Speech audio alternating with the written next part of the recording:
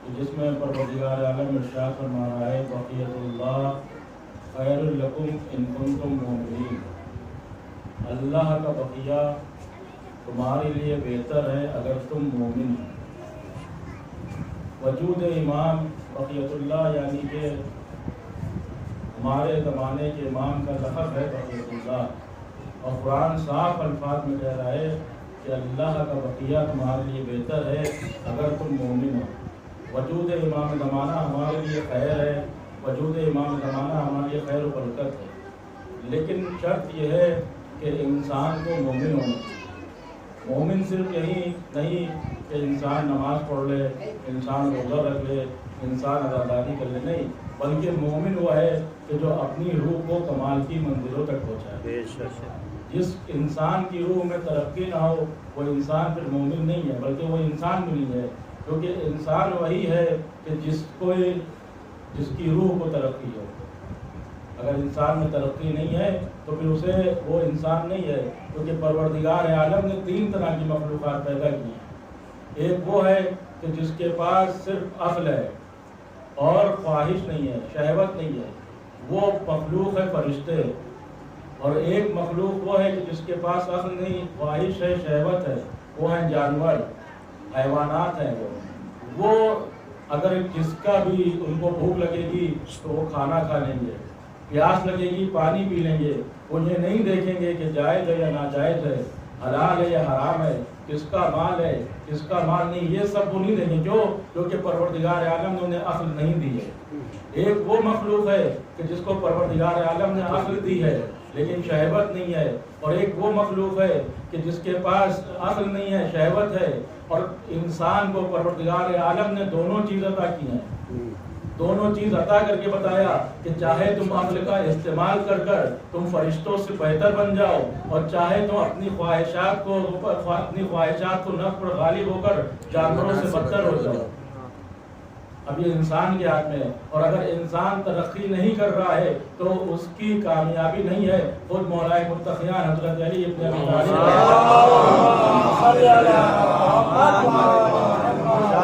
کہ اگر تمہارا آج کل سے بہتر نہیں ہے تو تمہاری زندگی کا کوئی مقصد نہیں۔ اگر آج انسان پوری دنیا میں دیکھیے انسان پریشان ہے، انسان مضطرب ہے، انسان کے پاس اطمینان نہیں، کیوں نہیں اطمینان ہو رہا ہے؟ اطمینان کیسے حاصل ہوگا؟ آج انسان ترقی کر رہا ہے، انسان کے پاس ہر چیز کے وسائل ہیں، انسان کے پاس بہترین گاڑی ہے، بہترین گھر ہے، بہترین لباس ہے، لیکن جب انسان کے پاس اطمینان اور سکون نہیں ہے، انسان جو ہے وہ دن بھر کی آسائش و آرام میں مبتلا رہتا ہے، دن بھر وہ بہترین گاڑی سے گھوم رہا ہے اور بہترین مکان میں رہ رہا ہے، بہترین لباس پہنے ہوئے ہے، گھر میں آیا بہترین گھر ہے، بہترین روم ہے، اس میں اے سی لگا ہوا ہے، بہترین بیڈ ہے، بہترین گدا ہے، لیکن جب سونے کے لیے لیٹتا ہے تو کروٹیں بدلتا ہے، اسے نیند نہیں آ رہی ہے، اسے اطمینان نہیں حاصل ہو رہا ہے۔ اطمینان کیوں نہیں حاصل ہو رہا ہے؟ قرآن کہہ رہا ہے اگر تمہیں اطمینان حاصل کرنا ہے تو الا بذکر اللہ تطمئن القلوب، اللہ کے ذکر سے تمہیں اطمینان ملے گا، اللہ کے ذکر سے تمہیں سکون ملے گا۔ یا تو اللہ کے ذکر سے سکون ملے گا یا ان ہستیوں کے ذکر سے سکون ملے گا کہ جن کا ذکر اللہ کا ذکر ہے، جن کا تذکرہ اللہ کا تذکرہ ہے، جن کی رضا اللہ کی رضا ہے، جن کی خوشی اللہ کی خوشی ہے، جن کا غضب اللہ کا غضب ہے۔ تو وہ ہستیاں یا تو انسان کو اپنے امام کے لیے آمادہ ہونا ہے۔ اگر آج کا انسان چاہتا ہے کہ ہمارا امام جو ہے وہ ہمارے درمیان ہو، کتنے افسوس کی بات ہے کہ آج ہمارا امام زندہ ہے لیکن ہم اس کا دیدار نہیں کر سکتے ہیں، ہم اس سے ملاقات نہیں کر سکتے ہیں۔ کیا ہمارا امام ہم سے نہیں ملنا چاہتا ہے؟ نہیں، ہم سے زیادہ ہمارا امام ہم سے ملنے کے لیے بے چین اور بے قرار ہے۔ ہم تو صرف مجلس میں آتے ہیں تب دعا کرتے ہیں کہ امام کے ظہور میں تعجیل ہو جا، جب نماز ختم کرتے ہیں جب دعا کرتے ہیں امام کے ظہور میں تعجیل ہو جا، لیکن ہمارا امام ہر وقت پروردگار سے یہ کہتا ہے پروردگار ہمیں اتنے ظہور دے۔ ہم سے زیادہ بے چین ظہور کے لیے ہمارا امام ہے، لیکن پروردگار امام کے ظہور کے لیے اذن کیوں نہیں دے رہا ہے؟ امام کے ظہور میں جلدی کیوں نہیں کر رہا ہے؟ کیوں؟ کیونکہ ابھی ہم نہیں تیار ہیں۔ کیونکہ قرآن کہہ رہا ہے جب تک کہ کوئی قوم تیار نہیں ہوتی ہے خدا بند عالم اسے ترقی نہیں دیتا ہے، اسے کمال تک نہیں پہنچاتا ہے۔ امام جبھی آئیں گے جب ہم امام کے لیے تیار ہو جائیں۔ آج ہم کہتے تو ہے کہ امام کے لیے ہم آمادہ ہیں، اب امام کو کے ظہور چاہ رہے ہیں کہ امام آ جائیں، وہ عادلانہ حکومت کریں، ہر طرف ظلم و زیادتی ہے، امام آئیں عادلانہ حکومت کرے۔ کیا ہم نے اپنے کو امام کے لیے تیار کیا ہے؟ آج کا جوان جو ہے، جب سوشل میڈیا کا زمانہ ہے، انسان ترقی کر رہا ہے، کیا ہمارے جوان کا موبائل اتنا پاک و پاکیزہ ہے کہ اگر ہمارا امام آئے اور ہمارے جوان سے کہہ دے کہ اپنا موبائل ہمیں دے دو، کیا ہمارا موبائل اتنا پاک و پاکیزہ ہے کہ ہم اپنے امام کو دے سکتے ہیں؟ آج کا جوان نہیں دے سکتا ہے۔ اس میں انسان دنیا میں غرق ہو رہا ہے۔ جب ہم اپنا موبائل اپنے امام کو نہیں دے سکتے ہیں تو اپنا وجود کیسے امام کے ثبوت کریں گے؟ جب ہمیں اگر امام کا ساتھ دینا ہے تو ہمیں اپنا ظاہر بھی پاک کرنا ہے، اپنا باطن بھی پاک رکھنا ہے، اور جب تک کہ ہمارا ظاہر و باطن پاک نہیں ہوگا ہم امام کے ظہور کے لیے آمادہ نہیں ہوں گے۔ اور ہمیں جب عشق حقیقی ہوتا ہے، آج کا جوان جب مجازی عشق میں پڑتا ہے، آج کا جوان جب یہ دنیا میں محبت کرتا ہے تو وہ رات گزار دیتا ہے، لیکن میسیجز ختم نہیں ہوتے ہیں، ڈیٹا ختم ہو جاتا ہے، لیکن چیٹ بھی ختم ہوتی ہے۔ کیوں؟ کیونکہ یہ محبت ہو گئی، یہ مجازی محبت ہے کہ جس کی کوئی ویلیو نہیں ہے، جس کی کوئی حیثیت نہیں ہے۔ لیکن جب یہی جوان عشق حقیقی میں مبتلا ہوتا ہے تو پھر یہ مجازی عشق اس کی نظروں کے سامنے کوئی حیثیت نہیں رکھتی ہے، کوئی حیثیت نہیں رکھتا ہے۔ اور جب انسان کو عشق حقیقی ہوتا ہے تو کیا ہوتا ہے؟ ایران کی ایک مسجد ہے جس کو خانم گور شاہ نے بنایا، مشہد میں مسجد ہے، خانم گور شاہ نے اس کی بنیاد رکھی، اور جب بنیاد رکھی تو اس میں یہ شرط رکھ دی کہ اس مسجد میں وہی مزدور کام کریں گے کہ جن کی نماز قضا نہیں ہوتی ہے، جن کی نماز قضا نہیں ہوتی۔ تو ایسے مزدوروں کو اکٹھا کیا گیا کہ جن کی نماز نہیں اکٹھا ہوتی۔ آج ہماری مسجدوں، آج ہمارے امام باڑوں، آج ہمارے ادا خانوں سے روحانیت کیوں ختم ہو رہی ہے؟ کیونکہ ہم یہ نہیں دیکھ رہے ہیں اس میں لگنے والا مال، اس میں لگنے والا مٹیریل کہاں سے آ رہا ہے۔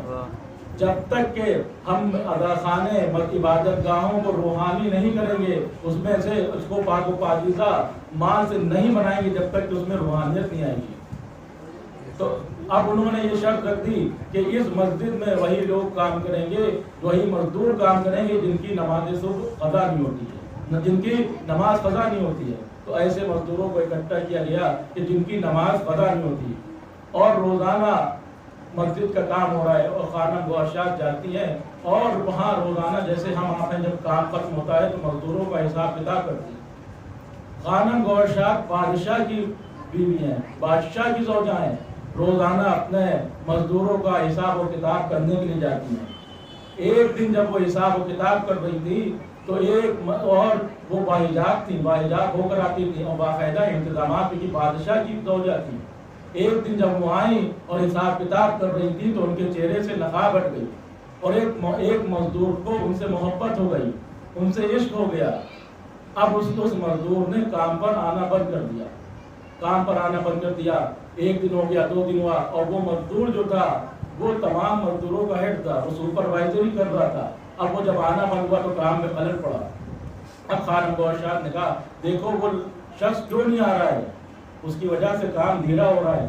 جب کسی نے معلوم کیا کہ وہ بیمار ہو گیا ہے، کا وجہ کیا ہے، ہمیں اس کی عیادت پہ گئی۔ اب جب اس کی عیادت کے لیے گئی تو کہنے لگا وہ کہ ہمیں آپ سے محبت ہو گئی ہے، اور ہم اس محبت میں ایسا مبتلا ہوئے ہیں کہ ہم بیمار ہو گئے ہیں۔ اب خانم گوشات یہ سوچنے لگی کہ آخر اس کا علاج کیا کیا جائے۔ کہا اب ہم ایک ہی شرط پہ کام کریں گے کہ آپ ہم سے شادی کریے۔ اب خانم گوشات کہنے لگی کہ اے جوان، ہم شادی شدہ ہیں، بادشاہ کی زوجہ ہیں، ہم تم سے کیسے شادی کر لیں، ممکن نہیں ہے۔ کہا یا تو ہم اسی شرط پہ شادی کریں، اسی شرط پہ کام کریں گے پھر آپ ہم سے شادی کریں۔ تو خانم گوشات نے کہا ٹھیک ہے ہم شادی تو کر لیں گے، لیکن ایک شرط ہے۔ کہا کیا؟ کہا جب تک کہ مسجد بن رہی ہے تمہاری نماز شب نہ قضا ہو، اور جب مسجد بن جائے تو اس میں 40 دن تم اعتکاف پر بیٹھنا۔ اس نے کہا یہ تو بہت چھوٹی کی شرط ہے، 40 دن کیا؟ کہ اگر آپ کہیے گا تو ہم 40 سال اعتکاف پر بیٹھ جائیں گے۔ جب انسان کو عشق مجازی ہوتا ہے، دنیاوی محبت ہوتی ہے، تو پھر زبان سے دعوے بہت ہوتے ہیں کہ ہم تمہارے لیے چاہے آسمان سے ستارے توڑ لائیں گے، چاند کو توڑ لائیں گے، لیکن عشق حقیقی کیا ہوتا ہے؟ اس نے کہہ دیا کہ 40 دن کیا، ہم 40 سال عبادت کریں گے اگر آپ ہم سے شادی کر لیے۔ مسجد پر پھر وہ آنے کام مزدوری پر آنے شروع ہوا اور کام کرنا شروع ہوا، مسجد تیار ہو گئی، لیکن اس کی نماز شب نہیں ختم ہوئی، نماز شب قضا نہیں کی اس نے، اور اس کے بعد 40 دن وہ اسی مسجد میں اعتکاف کیا۔ اب جب ظاہر سی بات ہے کہ جب انسان نماز شب بھی پڑھ رہا ہے، اعتکاف بھی کر رہا ہے، اعتکاف وہ عبادت ہے کہ جس میں صرف اور صرف ذکر خدا اور یاد خدا ہوتی ہے، صرف ذکر خدا ہوتا ہے، انسان دنیا کو ترک کر دیتا ہے، اس کا دن بھر جو ہے ذکر خدا اور یاد خدا میں گزرتا ہے۔ اب ایک جوان ہے، جب وہ 1 دن 2 دن ذکر خدا یاد خدا میں گزارے گا تو حقیقی معنوں میں اس کو پھر خدا سے محبت ہوگی۔ 40 دن کا اعتکاف اس کا مکمل ہو گیا، اس کی نماز شب بھی برقرار ہے، قضا نہیں ہو رہی ہے۔ اس کے بعد جب کافی وقت گزر چکا تو خانم گور شاہ نے اپنے غلام کو بھیجا اور کہنے لگی جاؤ اس جوان سے کہہ دو کہ ہم اپنی شرط پر باقی ہیں، کیا وہ ہم اپنی شرط پہ باقی ہیں اور ہم اپنے شوہر کو طلاق دے دیں گے اور عدت کے ایام گزرنے کے بعد ہم نکاح کریں گے۔ تو ایک غلام آیا اور کہنے آئے شخص، خانم گور شاہ نے پیغام کہلایا ہے کہ ہم تم سے شادی کے لیے آمادہ ہیں، تیار ہیں، تم مجھ سے شادی کرنے کیوں نہیں آ رہے ہو؟ کہا خانم گور شاہ سے کہو کہ ہمیں اب اس سے شادی نہیں کرنا ہے۔ کہا کیوں، ایسا کیا ہے، وجہ کیا ہے؟ کہا خانم گور شاہ سے شکریہ ادا کر دینا کہ اس نے ہمیں عشق مجازی سے عشق حقیقی طرف لا دیا، اب ہمیں پروردگار عالم سے عشق ہو گیا ہے، اب دنیا کی محبت ہماری نظر میں کوئی حیثیت نہیں رکھتی ہے۔ کہ صلوات دے دو پر ہو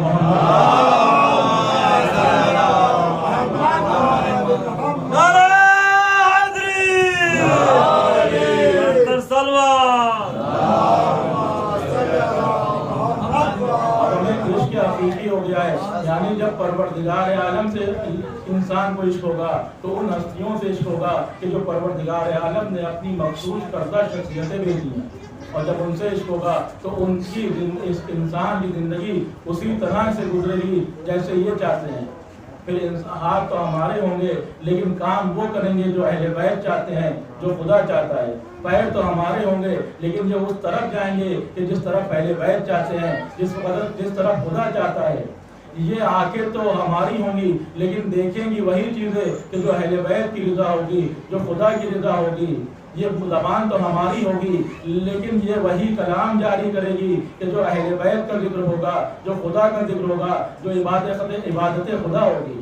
تو انسان اگر ترقی کر رہا ہے اور انسان اپنے امام کے ظہور کے لیے اگر آمادہ ہو جائے تو امام کا ظہور ہو جائے گا، اور آمادہ ہونے کے لیے جائے انسان کو پھر تمام تر روحانی ہونا پڑے گا۔ پھر اپنے جسم کو بھی پاک و پاکیزہ رکھنا ہے، پھر اپنے روح کو بھی پاک و پاکیزہ رکھنا ہے، پھر روح کو بھی قوی کرنا ہے، روح کو بھی مضبوط کرنا ہے۔ آج کا جوان، آج کا انسان اپنے بدن کو مضبوط کرنے کے لیے تمام طرح کے امور کو انجام دیتا ہے۔ وہ کسرت بھی کرتا ہے، ایکسرسائز بھی کرے گا، جم بھی جائے گا۔ کیا کیوں؟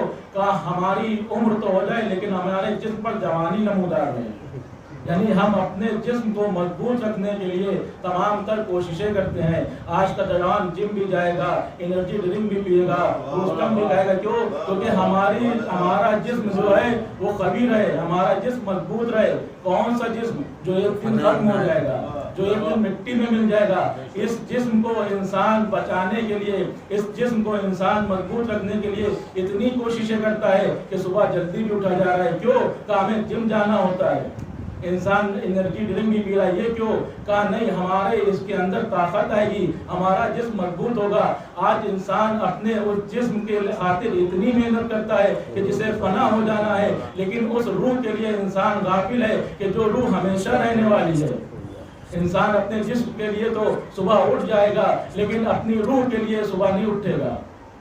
انسان کو اپنی روح کو بھی مضبوط کرنا ہے۔ جب انسان کی روح مضبوط ہو جائے گی، جب انسان کی روح قوی ہو جائے گی تو پھر اب وہ جو عمل کرے گا وہ رضائے خدا کے خاطر کرے گا، وہ اپنے امام کی رضا کے خاطر عمل کرے گا۔ پھر وہ اگر لقمہ بھی اٹھائے گا تو وہ یہ سوچے گا یہ لقمہ جو ہمارے شکم میں جا رہا ہے یہ حلال ہے یا حرام ہے۔ اگر اس چیز کی انسان کو فکر نہیں ہے کہ ہمارے شکم میں لقمہ جو جا رہا ہے وہ حلال ہے یا حرام ہے، تو اس کا مطلب ہم ایمان کے ظہور کے لیے بھی آمادہ نہیں ہے۔ جب ہمارا ہر عمل ایمان کے خاطر ہو جائے، ہماری زندگی ایمان کے خاطر ہو جائے، تو پھر ایمان کے ظہور کے لیے ہم آمادہ ہوں گے، پھر پروردگار عالم ایمان کا ظہور کرے گا، پھر ایمان کا ظہور ہوگا۔ اور انسان کو ایسے افراد بھی دنیا میں گزرے ہیں، آج ہمارے اور آپ کے لیے کتنی افسوس اور کتنی کرب اور بے چینی کی بات ہے کہ ہمارا ایمان زندہ ہے لیکن ہم سے ملاقات نہیں کر رہا ہے۔ آج انسان خواہش کرتا ہے کہ ہمیں زیارت کربلا ہو، انسان کی خواہش پوری ہوتی ہے، زیارت کربلا ہوتی ہے۔ اگر انسان زیارت ذریعہ امام حسین کے بجائے صرف یہ ہمیں کوشش کرے کہ ہمیں امام حسین کے صرف روضے کی زیارت نہیں بلکہ خود امام حسین کی بھی زیارت کرنا ہے۔ اور ایسی ہستیاں گزری ہیں اس دنیا میں کہ جو اپنے امام سے ملاقات کرتی ہیں، جو امام وقت سے بھی ملاقات کرتی ہیں، کیوں کرتی ہیں؟ اور خود امام ان سے آ کے ملاقات کرتے ہیں۔ ایسی ہستیاں گزری ہیں، ایسی شخصیتیں گزری ہیں کہ جو امام کی ناصر و مددگار ہیں اور امام ان سے ملاقات کرتے ہیں۔ ایسی شخصیتیں گزری ہیں کہ جب وہ چاہتے تھے امام ان کے گھر میں آ کر ملاقات کرتے تھے۔ انہوں نے اپنی روح کو اس کمال کی منزلوں تک کیسے پہنچایا؟ انہوں نے اپنی روح کو قوی کیا، مضبوط کیا تاکہ ہمارا امام ہم سے راضی ہو جائے۔ اور جب امام راضی ہوا تو جب بھی وہ چاہتے تھے امام آتے تھے اور ملاقات کرتے تھے۔ آپ نے نام سنا ہوگا مقدس اردبیلی، نام تھا محمد احمد، لیکن مقدس ان کا لقب پڑ گیا تھا۔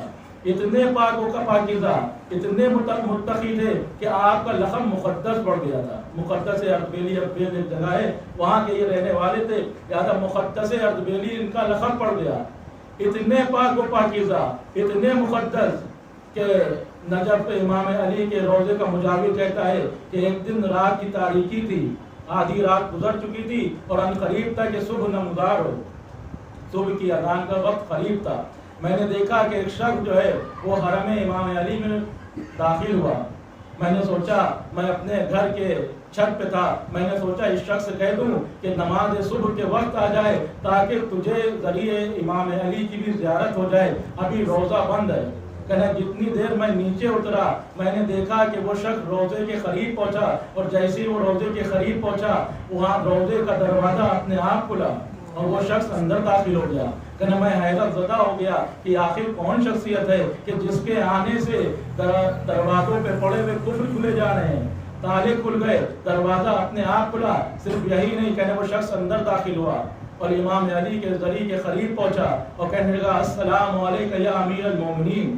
ہم بھی سلام کرتے ہیں، سب سلام کرتے ہیں، ہر چاہنے والا سلام کرتا ہے، لیکن مقدس اردبیلی کا وہ مقام تھا، وہ کہتا ہے کہ جیسے ہی مقدس کی زبان سے نکلا السلام علیکم یا امیر المومنین، کہنے ذریعے سے آواز ہے وعلیکم السلام یا شیعتم منی، اے میرے شیعہ تم پر بھی میرا سلام ہو۔ تو مقدس اردبیلی نے اپنی روح کو اس کمال تک پہنچا دیا کہ مولا ان کے سلام کا جواب دے رہے ہیں۔ تو کیسے پہنچایا؟ اپنی روح کو انہوں نے پاک و پاکیزہ رکھا، اپنے جسم کو انہوں نے پاک و پاکیزہ رکھا، پاک و پاکیزہ اپنے شکم کو اس طرح سے رکھا کہ ان کی زندگی کا ایک واقعہ ملتا ہے کہ آپ اپنے گھر سے اصفہان میں رہتے ہیں، آپ اپنے گھر سے نکلے مدرسے کے لیے، راستے میں پیاس لگی، ایک نہر جاری تھی، پہلے نہر رہتی تھی، آدمی اسی سے پانی صاف اور شفاف رہتا تھا، اپنی پیاس بجھا لیتا تھا۔ یہ گئے اس نہر سے پانی پینے لگے، جب پانی پی رہے تھے تو اسی نہر سے ایک سیب آ گیا، سیب آیا، انہوں نے سیب اٹھا کے کھا لیا۔ جب انہوں نے سیب اٹھا کے کھا لیا پھر انہوں نے یہ فکر کی آخر یہ سیب تھا کس کا، یہ سیب تھا کس کا، یہ ہمارے لیے جائز بھی ہے یا نہیں۔ تب انہوں نے سوچا کہ ضرور یہ جس طرف سے آ رہا ہے اس طرف کوئی سیب کا باغ ہوگا، ہم جائیں اور اس باغ کے مالک سے کہہ دیں کہ دیکھو تمہارے باغ کا ایک سیب تھا، ہم نے اسے کھا لیا ہے۔ یعنی اگر اہل بیت کی محبت ہو تو ایک انسان سیب بھی اگر کھاتا ہے تو اسے افسوس ہوتا ہے کہ یہ سیب ناجائز نہ ہو، لیکن جب بغض اہل بیت ہوتا ہے تو انسان پورا باغ کھا لیتا ہے، اسے افسوس نہیں ہوتا ہے۔ ایک سیب کھایا لیکن افسوس ہو رہا ہے کہ آخر یہ ہمارے شکم میں گیا، اس کے باغ کے مالک کی اجازت ہے یا نہیں۔ یہ اس نہر کے کنارے چلنے لگے اور اس مقام پہ پہنچے کہ جہاں پر ایک سیب کا باغ تھا۔ تو انہوں نے ان کو یقین ہو گیا کہ یہ سیب ضرور یہاں سے اس نہر میں داخل ہوا ہے، اس نہر سے جو ہے آیا ہے۔ اب انہوں نے اس باغبان کے دروازے پہ گئے، دروازہ کھٹکھٹایا کہ اس باغ کا مالک کون ہے؟ کا مالک تو عراق میں رہتا ہے، وہ یہاں نہیں رہتا ہے۔ اب یہ پریشان ہو گئے کہ ہم ایک سیب کے حرام حلال کرانے کے لیے ہمیں عراق جانا پڑے گا۔ یہ واپس گھر آئے، اپنے والد سے کہا بابا ہم جا رہے ہیں عراق، کا خیریت؟ کیوں عراق کیوں؟ کہا بابا میں نے ایک سیب کھا لیا تھا اور اس کا جو مالک ہے وہ عراق میں رہتا ہے، لہٰذا ہم اپنے اس شکم میں جو ہمارے غذا گئی ہے وہ غذا کو حرام ہے، ابھی ہم اس کو حلال کرا لیں۔ اچھا باپ بھی متعاش کر کے اگر والدین ہو تو کہے ہم جاؤ ایک سیب کے لیے وہاں کہاں جاؤ گے، چھوڑو اس کو۔ لیکن باپ بھی اسی طرح، کیونکہ پرورش ایسی کی تھی، کہاں بیٹا جاؤ، تم جاؤ، ان کو رقم دی۔ اور اس کے بعد انہوں نے ایران سے عراق کی طرف سفر کیا اور عراق پہنچے۔ عراق پہنچنے کے بعد امام علی کے روضے پہ گئے۔ جب روضے پہ گئے سلام کیا، جواب سلام آیا اور کہا مقدس پہلے اپنے حلال سے اپنے حرام سے کو حلال کراؤ پھر میری بارگاہ میں آؤ۔ مقدس اربیلی معلوم کرتے ہوئے گئے کہ اس شخص کا کہاں پہ گھر ہے، جس کا ایران میں فلاں شہر میں فلاں مقام پہ باغ ہے۔ اب اس کے گھر پہنچے، دخل بات کیا، وہ شخص نکلا۔ وہ شخص بھی متقی اور پرہیزگار تھا، وہ شخص بھی جو ہے وہ دیندار تھا، اہل بیت کی معرفت رکھتا تھا۔ جیسی دروازہ کھٹکھٹایا وہ نکلا، کہنے کیا بات ہے؟ کہا آپ کا اسیان نے فلاں جگہ پہ باغ ہے سیب کا؟ کہاں ہے؟ کہا اس باغ سے ہم نے بغیر آپ کی اجازت کے ایک سیب کھا لیا، آپ ہمیں اتنی اجازت کر دے دیے کہ وہ سیب ہمارے لیے حلال ہو جائے۔ کہنے میں تو اس سیب اجازت نہیں دے رہا ہوں، وہ میں حلال نہیں کروں گا۔ اب یہ کہنے لگے میں ایران سے چل کے آیا ہوں صرف ایک سیب کے خاطر کہ آپ اس سیب کو حلال کر دیے۔ وہ کہنے میں حلال نہیں کروں گا۔ اب یہ کہنے لگے آپ ہم سے گھر کے کام کرا لیے، ہم آپ کا لباس دھو دیں گے، ہم آپ کے گھر کے برتن دھو دیں گے، لیکن اس سیب کو آپ حلال کر دیے۔ لیکن وہ شخص کسی طرح سے راضی نہیں ہو رہا ہے، کہنے ہم تو حلال نہیں کریں گے۔ آخر میں پھر جب انہوں نے بہت اصرار کیا تو کہنے لگا کہ ٹھیک ہے ہم ایک شرط پہ اس سیب کو حلال کریں گے۔ کہا کیا شرط ہے؟ کہا شرط یہ ہے کہ تم ہماری بیٹی سے شادی کرو، تم ہماری بیٹی سے شادی کرو۔ اب یہ کہنے لگے میں اپنے والدین کو ایران میں چھوڑ کے آیا ہوں اور بغیر ان کی رضا کے کیسے شادی کر لوں، اور خاص کر میری والدہ کو تمنا ہے کہ میں شادی کروں گا، ان کی بہو آئے گی تو بغیر ان کی مرضی کے ہم کیسے کر لیں۔ کہنے ٹھیک یا تو شادی کرو یا تو تم واپس جاؤ، ہم حلال سیب نہیں کریں گے۔ اب یہ پہچان ہوئے کیونکہ دیدار تھے، اہل بیت کی محبت سے سرشار تھے، تعلیمات اہل بیت پر عمل کر رہے تھے۔ یہ کسی طرح انہوں نے سوچا کہ ٹھیک ہے ہم ماں کو راضی کر لیں گے، کہ ایسا وقت آ پڑا تھا کہ ہمیں شادی کرنا پڑی، لہذا کہنے ٹھیک ہے ہم آپ کی بیٹی سے شادی کر لیں گے۔ کہنے تم جاننا چاہو گے میری بیٹی کیسی ہے؟ کہ کیسی ہے؟ کہ میری بیٹی گنجی ہے، میری بیٹی گونگی ہے، میری بیٹی اندھی ہے، میری بیٹی بہری ہے۔ اب یہ اور فکر میں پڑ گئے کہ اگر ہم اس ایسی لڑکی سے شادی کریں گے اور گھر لے جائیں گے تو ماں کیا کہیں گی کہ شادی بھی کی تو ایسی لڑکی سے۔ تو پھر یہ سوچنے لگے، فکر کرنے لگے، کہنے یا تو وہ جوان کو آدمی کہنے لگے کہ یا تو شادی کرو یا تو واپس جاؤ۔ اب یہ کہنے لگے سوچ میں پڑے تو انہوں نے اس شخص نے کہا کہ اگر تم میری بیٹی سے شادی کر لو گے تو وہ جو باغ جس کا تم نے سیب کھایا تھا وہ باغ بھی تمہارے نام ہم کر دیں گے۔ تب یہ دل میں سوچنے لگے کہ جب لڑکی کسی کام کی نہیں تو ہم باغ کیا کریں گے۔ اب یہ فکر کر رہے ہیں، لیکن کیونکہ ایک سیب کو حلال کرانا ہے کہ ایران سے عراق آئے، اس کے بعد ایک ایسی لڑکی سے شادی کرنے کا ان کا وہ ہوا کہ اگر سیب حلال کرانا ہے، اپنی رضا کو حلال کرانا ہے تو ایک ایسی لڑکی سے شادی کرو جو گنجی ہے، بہری ہے، گونگی ہے، اندھی ہے۔ اب یہ کسی طرح کہنے چلو ٹھیک ہے ہمیں اللہ کی رضا کو حاصل کرنا ہے، ہم اپنے شکم کو پاک و پاکیزہ کرنا ہے، اپنے شکم کو حلال رضا میں اپنے شکم میں حلال رضا رکھنا ہے، لہٰذا کہنے ٹھیک ہے ہم آپ کی بیٹی سے شادی کر لیں گے۔ اب یہ تیار ہوئے، شادی ہوئی، نکاح ہوا۔ نکاح کے بعد جب یہ حجرہ عروسی میں گئے اور جب اس خاتون کے پاس گئے تو جیسے انہوں نے گھونگھٹ اٹھایا استغفار پڑھتے ہوئے باہر آ گئے اور اس لڑکی کے باپ سے کہنے لگے کہ آپ نے کسی اور کے ساتھ میری شادی کرا دی۔ کہا نہیں یہ میری بیٹی ہے۔ کہا آپ نے تو کہا تھا میری لڑکی گندی ہے، میری لڑکی بہری ہے، میری لڑکی اندھی ہے، میری لڑکی گونگی ہے، اور یہ تو خوبصورت جوان لڑکی ہے، کہا نہیں یہی میری بیٹی ہے۔ کہا تو آپ نے ہم سے جھوٹ کیوں بولا؟ کہا ہاں دنیا والوں کی نظر میں میری لڑکی گنجی ہے، میری لڑکی بہری ہے۔ کہا کیسے؟ کہا ہم نے اپنی لڑکی کو تعلیمات اہل بیت پر پرورش کی، اس کا بار کسی نامحرم نے نہیں دیکھا، لہذا دنیا کی نظر میں لڑکی گنجی ہے۔ کہ اس کے کان میں کوئی حرام آواز نہیں گئی، لہذا دنیا کی نظر میں لڑکی بہری ہے۔ کہ اس نے اپنی زبان سے دنیا کے خاطر کوئی کلام نہیں کیا، جب بھی کلام کیا پروردگار عالم کی خاطر کلام کیا، لہذا میری لڑکی گونگی ہے۔ لہذا اس لیے میں نے کہا تھا کہ جو دنیا کی نظر میں میری لڑکی ہے، میں نے وہ صفات بتائے تھے، لیکن ہم نے اپنی بیٹی کی پرورش تعلیمات اہل بیت کی خاطر کی۔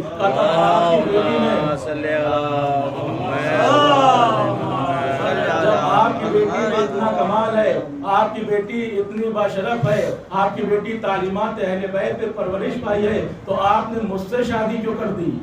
کہا میں نے شادی نہیں کی ہے، میں نے اپنی بیٹی کی تم سے شادی نہیں کرائی۔ کہا میں نے اپنی بیٹی کو تعلیمات اہل بیت پہ پرورش کی، تعلیمات اہل بیت پہ پروان چڑھایا۔ کہا میں اپنی بیٹی کے جب شادی کے لائق ہوئی تو اس کے رشتے کے لیے بے چین تھا، بے قرار تھا کہ کوئی ایسا رشتہ آ جائے جو میری بیٹی کے برابر کا ہو۔ جس طرح ہم نے اپنی بیٹی کو تعلیمات اہل بیت پہ پرورش کی، اسی طرح اس کا شوہر بھی ہو۔ کہ میں اپنے مولا کی بارگاہ میں گیا، اور میں اپنے مولا کی بارگاہ میں جا کر میں نے ان سے مناجات کی، اے علی، اے امیر المومنین، ہم نے آپ کی تعلیمات کے مطابق اپنی بیٹی کی پرورش کی ہے، اب ہماری بیٹی شادی کے لائق ہو گئی ہے، کوئی رشتہ نہیں آ رہا ہے، اے علی آپ ہی کی تعلیمات کے مطابق ہم نے پرورش کی، لہذا اب آپ ہی میری بیٹی کے شادی کے وسائل پیدا کیے۔ کہ میں اپنے مولا کی بارگاہ میں یہ مناجات کر کے چلا آیا۔ کہ رات میں جب میں سویا تو ہمارے خواب میں مولا علی علیہ السلام آئے،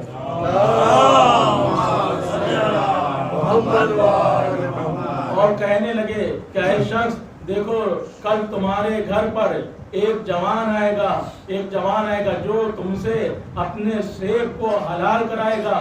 جب تم سے یہ کہے کہ اس سیب کو حلال کر دیے تو تم شرط رکھ دینا کہ یا تو اپنا سیب حلال کراؤ یا تو میری بیٹی سے شادی کرو۔ اگر تم میری بیٹی سے شادی کرو گے تب ہم تمہارے سیب کو حلال کریں گے۔ جیسے ہی مقدس بیلی نے یہ سنا کہ ہمارے مولا نے ہمارا رشتہ بھجوایا ہے تو ضرور بارگاہ پروردگار میں ہاتھوں کو بلند کر دیا، اے پروردگار اگر تیرے ولی نے، اگر میرے مولا نے اس رشتے کو بھیجا ہے تو ضرور ہمارے لیے یہ بہتر رشتہ ہے۔ صلوات دیجیے پر محمد۔ آج کا انسان اگر اتنا مقدس ہو جائے کہ جس طرح سے مقدس اربیلی تھے، اپنے امام کے خاطر، اپنے خدا کے خاطر، دین کے خاطر انہوں نے زندگی گزاری اور تعلیمات اہل بیت پر عمل کیا۔ یہی وجہ تھی کہ جب انہوں نے اتنا خیال رکھا تب جا کے کہیں وقت کا امام ان سے آ کے ملاقات کرتا تھا، اور ایک دو بار ملاقات نہیں۔ تاریخ کہتی ہے کہ جب مقدس اربیلی کا دل چاہتا تھا کہ امام سے ملاقات کریں، امام ان کے گھر میں آتے تھے۔ یعنی انہوں نے اپنے گھر کی فضا کو اتنا پاک و پاکیزہ کر لیا تھا کہ امام ان کے گھر میں آتے ہیں۔ آج جب ہم اپنے گھر میں ایام ازا کا آغاز ہوتا ہے تو ہر گھر میں صفائی ہوتی ہے، کیوں کہ ہمارا آقا مہمان آ رہا ہے۔ ہر گھر میں صفائی ہوتی ہے، ہر گھر میں جو ہے وہ پاک و پاکیزگی ہوتی ہے، کیوں کہ اس لیے کیونکہ امام حسین مہمان آ رہے ہیں۔ ہر عزا خانے میں جو ہے وہ پینٹ کیا جاتا ہے، چونا پوتا جاتا ہے، گرد و غبار کو ہٹا دیا جاتا ہے، کیوں کہ ہمارا مولا آ رہا ہے۔ یعنی ہر گھر عام دنوں میں اور ماہ محرم میں فرق آتا ہے۔ جب آپ محرم میں جائیے تو ہر گھر میں ایک روحانیت، ایک نورانیت ہے، دیکھا کیوں کہ ہم نے اپنے گھر کی فضا کو نورانی کر لیا۔ کس طرح سے؟ اپنے گھر کو نجاستوں سے پاک کر لیا، اپنے گھر کو صاف ستھرا کر لیا، اپنے گھر کو گرد و غبار سے پاک و پاکیزہ کر لیا، تمام گندگیوں کو دور کر لیا۔ یعنی ہمیں یہ یقین ہے کہ ہمارا امام ہمارے گھر میں مہمان آ رہا ہے۔ جب اپنے امام کو بلا رہے ہیں تو ایام ازا میں تو ہمارا اپنے امام کے خاطر اپنے گھر کی فضا کو بدل رہے ہیں۔ تو اب اگر ہم چاہتے ہیں کہ ہمارا امام آئے تو ہر شخص اپنے گھر کو صاف و ستھرا کرتا ہے، کیوں؟ اسے یقین ہے کہ ہمارا امام آ رہا ہے۔ اسی طرح اگر ہم چاہتے ہیں کہ ہمارا وقت کا امام ہمیشہ کے لیے ہمارے درمیان آئے تو ہمیں اپنے گھر کی فضا کو روحانی کرنا ہوگا، اپنے گھر کی فضا کو نورانی کرنا ہوگا، اپنے دل کو تمام نجاستوں، کثافتوں اور غلاظتوں سے پاک کرنا ہوگا، تب جا کر ہمارا امام ہم سے ملاقات کرے گا۔ ایک صلوات دیجیے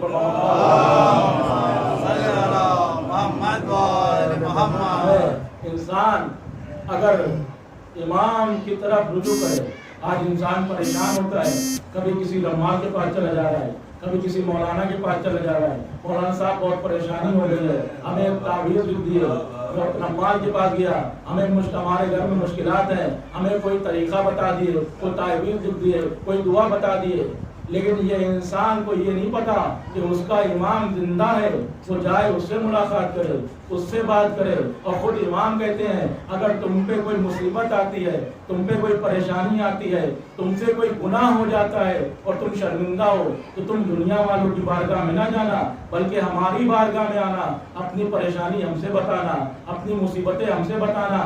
آج ہم اور آپ کتنے امام سے بات کرتے ہیں، ہمارے اوپر کوئی مصیبت آتی ہے، ہم اپنے بھائی سے کہہ دیں گے، باپ سے کہہ دیں گے، محلے والوں سے کہہ دیں گے، شہر والوں سے کہہ دیں گے، لیکن جو امام زندہ ہے، جو ہمارا سرپرست ہے، جو ہمارا ہادی ہے، ہم اس سے نہیں کہیں گے، جو ہمارا ہادی ہے ہم اس سے نہیں کہیں گے۔ اور امام جب کہ کہتے ہیں جب تم پر کوئی مصیبت آئے، کوئی پریشانی آئے تو ہم سے کہنا۔ ہم کہتے تو ہیں کہ ہم امام کو چاہتے ہیں، امام سے محبت کرتے ہیں، لیکن اگر ہم امام سے محبت کرتے ہیں، ہم امام سے کو چاہتے ہیں، تو کیا ہم اس کے اوپر ثابت قدم ہیں؟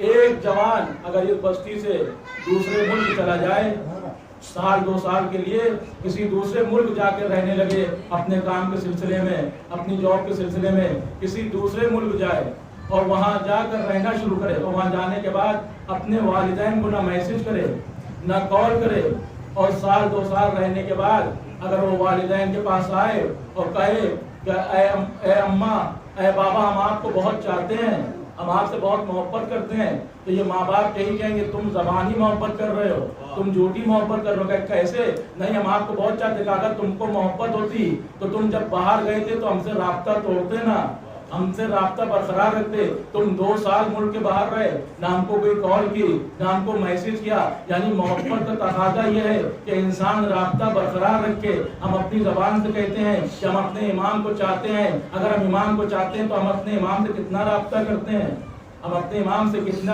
کتنی باتیں کرتے ہیں۔ اگر بہت سے بہت انسان جو ہے وہ 15 شعبان آئے گی تو ایک عریضہ لکھ دے گا، ایک عریضہ لکھ دے گا، نہیں، بلکہ کہا گیا ہے کہ جب بھی تم کسی مصیبت میں ہو، کسی پریشانی میں ہو، کوئی خوشی ہو، کوئی غم ہو، اپنے امام کو عریضہ لکھ دو، اپنے امام کو خط لکھ دو۔ ایسا نہیں کہ ہمارا امام ہمارے حالات سے واقف نہیں ہے، کہیں ہمارا امام ہمارے حالات سے واقف ہے، ہر چیز وہ جانتا ہے، ہماری زندگی میں کیا ہونے والا ہے، سب امام واقف ہیں، لیکن امام یہ دیکھنا چاہتے ہیں کہ ہمارا چاہنے والا بھی ہم سے ملنے کے لیے، ہم سے بات کرنے کے لیے کتنا بے چین اور بے قرار ہے۔ انسان کو اپنے امام سے رابطہ رکھنا چاہیے، اور جب انسان صرف اپنے امام سے رابطہ رکھے گا، اپنی پریشانی، اپنی مصیبتیں، اپنا درد، اپنا غم جب امام سے کہے گا تو پھر اس دنیا میں بھی وہ خوش رہے گا، اس دنیا میں بھی کامیاب رہے گا اور آخرت میں بھی کامیاب رہے گا۔ لیکن جب انسان دنیا کے سامنے اپنی پریشانی کو بتاتا ہے، دنیا والوں کے سامنے اپنی مصیبتوں کو بیان کرتا ہے، تو مصیبتیں کم نہیں ہوتی بلکہ بڑھتی رہتی، پریشانیاں کم نہیں ہوتی بلکہ بڑھتی رہتی، اور یہ دنیا والے اس شخص کا مذاق اڑاتے ہیں، اس شخص کا مذاق اڑاتے ہیں۔ تو جب انسان اپنے امام سے جڑ جاتا ہے تو پھر دنیا کی فکر نہیں کرتا ہے، وہ یہی چاہتا ہے کہ ہمارا امام ہم سے راضی ہو جائے، پھر دنیا میں کوئی کچھ کہتا ہو کہتا رہے، وہ وہی عمل کرے گا کہ جو امام چاہتے ہیں، جو امام چاہتے ہیں۔ اور ایسے حالات ہو جائیں گے امام کے ظہور کے وقت کہ اچھا برا اور برا اچھا ہوگا، لوگ برائیوں کو اچھائیاں سمجھ کے کریں گے، مرد عورتوں کا لباس پہنیں گی، عورتیں مردوں کا لباس پہنیں گی، بے حیائی عام ہو جائے گی، یہ علامت امام میں ہے۔ لیکن ہمیں ان علامتوں سے بچنا ہے۔ جو امام کے چاہنے والے ہوں گے، جو امام کے ماننے والے ہوں گے، وہ اس طرح کی بے حیائی نہیں کریں گے، بلکہ وہ اپنے امام کے ظہور کے لیے زمین کو ہموار کریں گے، وہ اس سماج کو مہذبی سماج بنانے کے لیے تیار کریں گے کہ ہاں یہ سماج مہذبی سماج ہو جائے، یہ سماج مہذبی سماج ہو جائے، یہ سماج وہ سماج ہو گئے کہ جس میں ہمارا امام آئے تو ہمیں اپنی نصرت اور میں شامل کرے۔ اور آج بھی ایسا نہیں ہے کہ انسان جو ہے جب امام کا ظہور ہوگا تبھی امام کی نصرت کر سکتا ہے۔ ایسے تاریخ میں لوگ گزرے ہیں کہ جو زندہ ہوئے ہیں اور امام نے ان کو اٹھا لیا اپنے پاس۔ ایسے ایسے امام کے چاہنے والے، ایسے ایسے امام کی معرفت رکھنے والے افراد رہے ہیں کہ جو زندگی میں ان کو اٹھا لیا گیا اور انہوں نے بتایا کہ ہم جا رہے اپنے امام کی بارگاہ میں۔ ایک جوان تھا کہ جو ایک مجتہد کے یہاں علم بھی حاصل کرتا تھا اور تھوڑا بہت ملازمت بھی کرتا تھا تاکہ اس کو علم بھی حاصل ہو اور اس کے گھر کے پانی کا انتظام بھی ہو۔ اور وہ مجتہد ایسے تھے کہ جو خود امام سے رابطہ کرتے تھے، لیکن یہ ان کا شاگرد ہے، نام ابراہیم ہے۔ روزانہ جو ہے وہ اپنے مناجات کرتا رہتا ہے، اپنے عبادتیں کرتا رہتا ہے، امام سے توسل کرتا ہے، اور اس قدر امام سے قریب ہوا کہ وہ مجتہد کہتے ہیں کہ ایک دن ہمارا جو شاگرد ہے ابراہیم وہ آیا اور اپنے تمام جو اس کا سامان تھا اس کو سمیٹنے لگا۔ میں نے پوچھا ابراہیم کیا ہوا؟ کہا ہم جا رہے ہیں اپنے امام کی بارگاہ میں۔ کہا یہ کیا کہہ رہے ہو؟ کہا ہم جا رہے ہیں اپنے امام کی بارگاہ میں۔ کیوں؟ کہا ہمارے امام نے ہم کو بلا لیا ہے۔ کہا کیسے؟ کہا کل ہم بہت پریشان تھے اور پہلی بار ہم نے کسی دوسرے کے سامنے ہاتھ پھیلایا۔ کہا کیا ماجرا ہے؟ کہا کل ہمیں کچھ رقم کی ضرورت تھی، ہم بہت بے چین تھے، اپنے امام نے توسل کیا لیکن امام کی طرف سے کوئی توجہ نہیں ہوئی۔ میں سوچا شاید ہم سے کوئی گناہ ہو گیا ہے کہ امام ہماری طرف توجہ نہیں کر رہے، لہذا میں جو فلاں روٹی والا ہے، جو فلاں نان بیچنے والا ہے، میں اس کے پاس گیا اور میں نے کہا کچھ رقم دے دو، ہم تمہیں کچھ روز کے بعد واپس کر دیں گے۔ لیکن جیسی میں نے اس سے رقم لی کچھ دور گیا تھا کہ ہمارے امام کی ملاقات ہو گئی۔ ہمارا امام آیا اور کہا ابراہیم یہ کیا کیا تم نے؟ ارے تمہارا امام ابھی زندہ ہے تو دنیا والوں کے سامنے کیوں ہاتھ پھیلا رہے ہو؟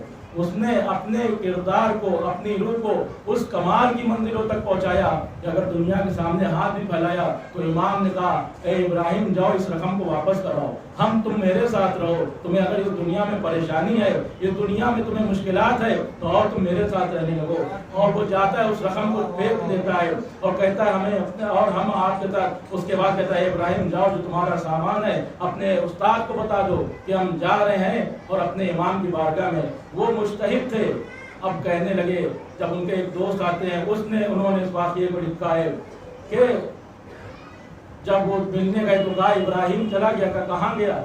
کہ وہ امام کی بارگاہ میں چلا گیا ہے، وہ امام کی بارگاہ میں چلا گیا۔ کہا امام سے تو ہمارا بھی رابطہ تھا لیکن ہمیں نہیں پتا تھا کہ ابراہیم کا رابطہ اس قدر مضبوط تھا۔ کہنے کل ابراہیم آیا اور اس نے بتایا کہ ہمارے ساتھ ایسا واقعہ ہوا کہ ہم نے ایک نان جو بناتا ہے اس سے کچھ پیسے لیے، لیکن جب پیسے لیے ہم نے وہ رقم لی تو ہمارے امام نے کہا جاؤ اس کو واپس کر کے آؤ، تم ہمارے ساتھ چلو، تمہیں اس دنیا میں پریشانی مشکلات ہے تو اور تم ہمارے ساتھ چلو۔ کہا اس نے اس رقم کو واپس کیا اور اس کے بعد ابراہیم غائب ہو گیا۔ ابراہیم غائب ہو گیا۔ کہنے میں نے اس واقعے کی تصدیق کے لیے میں اس نان والے کے پاس گیا، اس روٹی والے کے پاس گیا، میں نے کہا یہ بتاؤ کہ جو ہمارا شاگرد ابراہیم وہ آیا تھا، کہاں آیا تھا؟ اس نے پہلے پیسے لیے اور اس کے تھوڑی دیر بعد آیا، ان پیسوں کو واپس کر دیا، کہنے مجھے پیسے نہیں چاہیے۔ بس انہیں یقین ہو گیا کہ ہاں اس نے اپنی روح کو اس منزل تک پہنچا دیا کہ امام نے اس کو اپنے پاس بلا لیا۔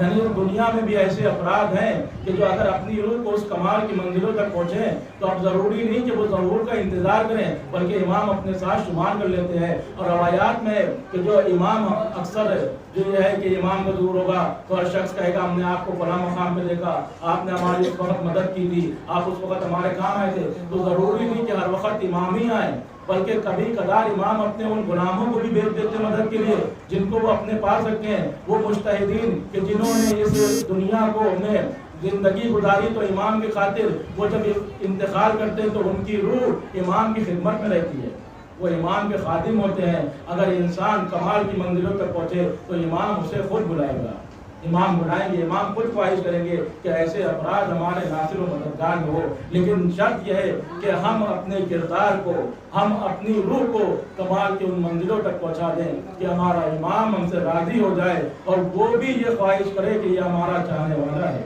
ہم اگر زبان سے کہنے مزادار ہیں، ہم اگر زبان سے کہنے کہ مولا کے چاہنے والے ہیں، ہم علی کے شیعہ ہیں، تو کوئی بڑی بات نہیں ہے۔ بات تو جب ہوگی جب ہمارا امام کہے گا یہ ہمارا شیعہ ہے، یہ ہمارا چاہنے والا ہے، یہ ہمارا محب ہے، تب بات ہوگی۔ تو یہ وہ امام ہے جو وقت کا امام ہے، زندہ ہے لیکن ہم زیارت نہیں کر پا رہے ہیں۔ ہمیں اپنی روح کو ان کمال کی منزلوں تک پہنچانا ہے کہ ہم اپنے امام سے ملاقات کریں۔ یہ وہ امام ہے جو مضطرب ہے، جو بے چین ہے، بے قرار ہے۔ اس امام کے جہاں بہت القاب ہے، وہی ایک لقب اس امام کا یہ بھی ہے کہ منتخب خون حسین۔ آج ہم آپ عزاداری کر رہے ہیں، ہم مجلسوں میں آتے مصائب ہوتے ہیں تو گریا کرتے ہیں، لیکن جب ہمارے وقت کا امام گریا کرتا ہے تو آنکھ سے پانی نہیں بلکہ آنسو نکلتا ہے، خون نکلتا ہے۔ آنکھ سے آنسو نہیں بلکہ آنسو کی شکل میں خون نکلتا ہے۔ امام جب گریا کرتا ہے، امام خود بے چین ہے کہ وہ وقت آئے کہ جب ہم قاتلان حسین سے انتقام لیں۔ ہاں عزاداران امام مظلوم کربلا، آج 6 محرم کا دن گزر رہا ہے، وہ ایام ادا کہ جس کے لیے ہر عزادار بے چین رہتا ہے۔ یہ اس غریب الوطن کا غم ہے کہ جب یہ غم آتا ہے تو ہر شخص کو اپنا وطن یاد آنے لگتا ہے۔ ہر انسان یہی چاہتا ہے کہ محرم ہم اپنے وطن میں کریں، چاہے بستی میں چند گھر کیوں نہ ہو۔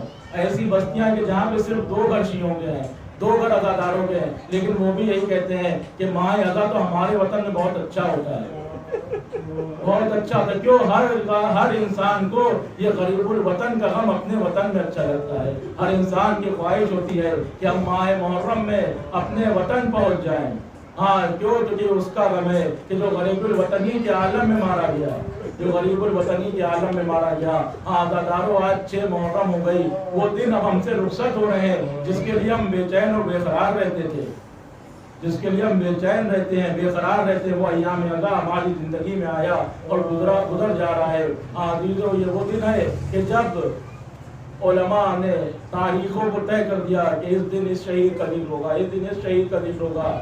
جیسے مثلا 8 محرم کو طے کیا گیا ہے کہ حضرت ابوالفضل عباس کا ذکر ہوگا، 6 محرم کو جناب علی اکبر یا جناب علی اصغر کا ذکر ہوگا، 7 محرم کو جناب قاسم کا ذکر ہوگا۔ یہ دنوں کو کیوں بانٹ دیا گیا ہے؟ کیونکہ دن کم ہیں اور شہداء زیادہ ہیں، لہذا سب کا غم تو نہیں بن سکتا، لیکن جو حسین کے گھرانے کے جو افراد ہیں، کم از کم ان کا تو غم ہو جائے، کم سے کم جو حسین کے باوقار اصحاب تھے ان کا تو ذکر ہو جائے۔ لہذا شروع کے جو دن ہوتے ہیں اس میں اصحاب حسین کا ذکر ہوتا ہے، پھر آج کے بعد جو ہے اولاد حسین کا ذکر شروع ہوتا ہے۔ تو آج کی وہ تاریخ ہے جو علماء جو ہے جناب علی اکبر کے مسائل پڑھتے ہیں، اور علی اکبر، وہ علی اکبر کہ جو صورت میں سیرت میں نبی سے مشابہ تھا۔ جب جناب علی اکبر امام حسین کی خدمت میں آتے ہیں اور کہتے ہیں بابا مجھے جنگ کی اجازت دیے، امام حسین نے اجازت تو دی ہے اور کہا کہ اے بیٹا علی اکبر، دیکھو تمہاری پرورش زینب نے کری ہے، جاؤ اپنی پھوپھی سے بھی اذن لے لو، اپنی پھوپھی کو بھی اطلاع کر دو کہ تم جنگ کے لیے جا رہے ہو۔ جناب علی اکبر جناب زینب سے کے پاس آتے ہیں، اجازت دیتے ہیں، جناب ام لیلہ سے اجازت دیتے ہیں، اس کے بعد گھوڑے پہ بیٹھتے ہیں، میدان کی طرف روانہ ہوتے ہیں، میدان کی طرف جا رہے ہیں۔ جناب علی اکبر کو احساس ہوتا ہے کہ کوئی پیچھے آ رہا ہے۔ اب جو جناب علی اکبر نے پوچھے مڑ کے دیکھا تو کیا دیکھا کہ ضعیف باپ ہے جو لڑکھڑاتا ہوا چلا آ رہا ہے۔ کہے بابا آپ تو مجھے اجازت دے چکے تھے، اے بابا اب آپ کیوں آ رہے ہیں؟ کہے بیٹا کاش تو بھی صاحب اولاد ہوتا تو اولاد کے غم کا اندازہ ہوتا۔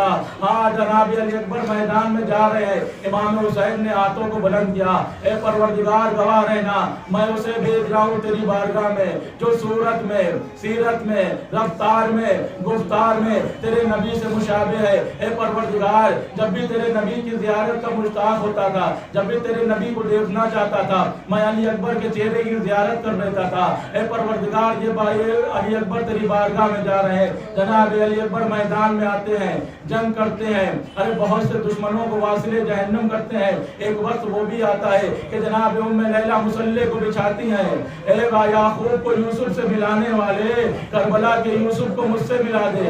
جیسے ہی ماں نے بیٹے کے حق میں دعا کی، دعا مستجاب ہوئی۔ جناب علی علی اکبر خیمے میں آئے، اے بابا اگر 2 گھونٹ پانی مل جائے تو ان دشمنوں کو بتا دیں کہ حیدر کرار کے گھرانے کے جوان کس طرح سے جنگ کرتے ہیں۔ اے بابا اگر پانی مل جائے تو ان دشمنوں کو بتا دیں کہ ہم آل نبی کس طرح سے جنگ کرتے ہیں۔ کہا اے بیٹا علی اکبر اپنی زبان میرے ذہن میں دے دو۔ جیسے ہی جناب علی اکبر نے امام کے ذہن میں زبان دی، یہ کہتے ہوئے باہر نکالی، اے بابا آپ کی زبان میں تو کانٹے پڑے ہیں، اے بابا آپ کی زبان تو خشک پڑی ہے، اے بابا آپ تو ہم سے زیادہ پیاسے ہیں۔ ہاں عزیزو لو، جناب علی اکبر کے گھوڑے پہ بیٹھے میدان میں آئے، ارے بھاگی بھی فوج سمٹی، جناب علی اکبر کے اوپر حملہ ہونا شروع ہوتا ہے۔ حسین ابن نمیر شاہد نامی سے ملعون تھا، جس نے ایک برچی جناب علی اکبر کے سینے پہ ایسی ماری کہ برچی کی یعنی کلیجے میں ٹوٹ کے رہ گئی۔ جناب علی اکبر سے سنبھلا نہ گیا، گھوڑے سے زمین پر تشریف لائے، آواز دی یا بتا علیکم منی السلام، اے بابا میرا جوابی سلام قبول کرو۔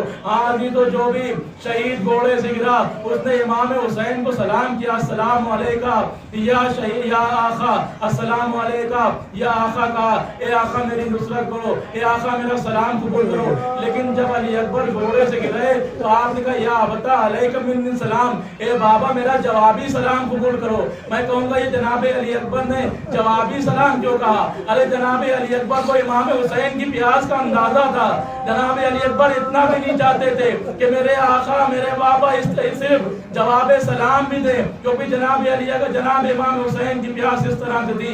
ہاں جناب علی اکبر کی آواز کو سنا، امام حسین این علی کہتے ہوئے میدان کی طرف گئے۔ میں کہوں گا اے آقا کس علی کو بلا رہے ہیں؟ ارے نجف کے علی کو بلا رہے ہیں یا کربلا کے علی کو؟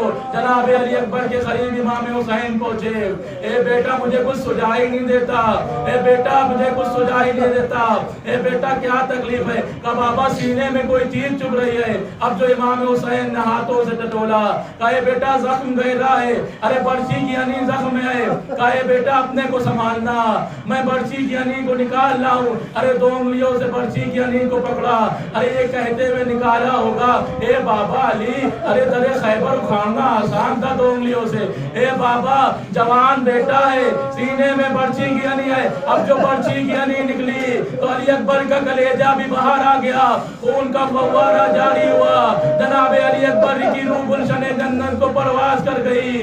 امام حسین نے لاشیں کو اٹھایا، ارے لاش اٹھائی تو لیکن اٹھائی نہ سکی، چند قدم چلے تھے لاشیں کو رکھ دیا، پھر جنازے کو اٹھایا، چند قدم چلے پھر جنازے کو رکھ دیا۔